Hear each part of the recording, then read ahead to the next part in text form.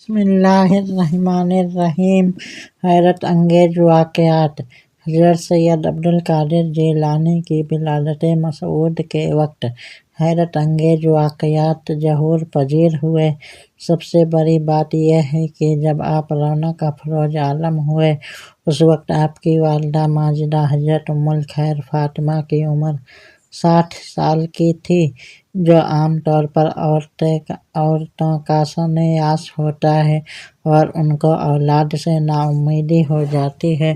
یہ اللہ تعالیٰ کا خاص فضل تھا کہ اس عمر میں حضرت غوث اعظم ان کے بطن مبارک سے ظاہر ہوئے۔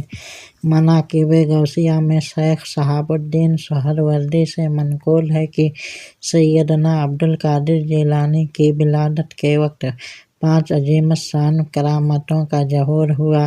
نمبر 1، جس رات آپ پیدا ہوئے اس رات آپ کے والد ماجد حضرت سید ابو صالح نے خواب میں دیکھا کہ سرور کائنات، فخر موجودات، منبع کمالات، باعث تخلیق کائنات، احمد مجتبیٰ محمد مصطفیٰ علیہ افضل الصلاۃ والتسلیمات بما صحابہ کرام امۃ المہدی اور اولیاء اعظام علیہم الرضوان ان کے گھر جلوہ افروز ہیں، اور ان الفاظ مبارکہ سے ان کو خطاب فرمایا اور بشارت سے نوازا: اے ابو صالح، اللہ تعالیٰ نے تم کو ایسا فرزند عطا فرمایا ہے جو ولی ہے، وہ میرا بیٹا ہے، وہ میرا اور اللہ تعالیٰ کا محبوب ہے، اور عنقریب اس کی اولیاء اللہ اور اقطاب میں وہ شان ہوگی جو انبیاء اور مرسلین میں میری شان ہے۔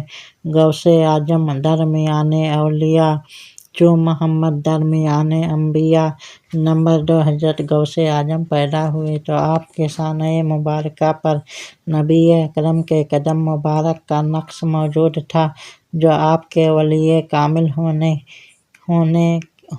کی دلیل تھا۔ نمبر 3، آپ کے والدین کو اللہ تعالیٰ نے عالم خواب میں بشارت دی: جو لڑکا تمہارے ہاں پیدا ہوگا سلطان اولیاء ہوگا، اس کا مخالف گمراہ اور بددین ہوگا۔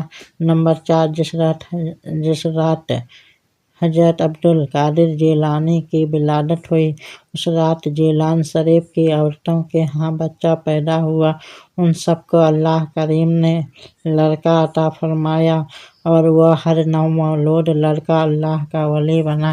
نمبر 5، آپ کی ولادت ماہ رمضان المبارک میں ہوئی اور پہلے دن سے ہی روزہ رکھا۔ سحری سے لے کر افطاری تک والدہ محترمہ کا دودھ نہ پیتے تھے۔ حضرت سید عبدالقادر جیلانی المعروف غوث اعظم کی والدہ ماجدہ فرماتی ہیں کہ جب میرا فرزند ارجمند عبدالقادر پیدا ہوا تو رمضان شریف میں دودھ نہ پیتا تھا۔ ولادت کے دوسرے سال آبر آلود ہونے کی وجہ سے لوگوں کو رمضان شریف کا چاند نہ دکھائی دیا، اس لیے لوگوں نے میرے پاس آ کر سیدنا عبدالقادر جیلانی کے متعلق دریافت کیا کہ انہوں نے دودھ پیا ہے کہ نہیں، تو میں نے ان کو بتایا کہ میرے فرزند نے آج دودھ نہیں پیا۔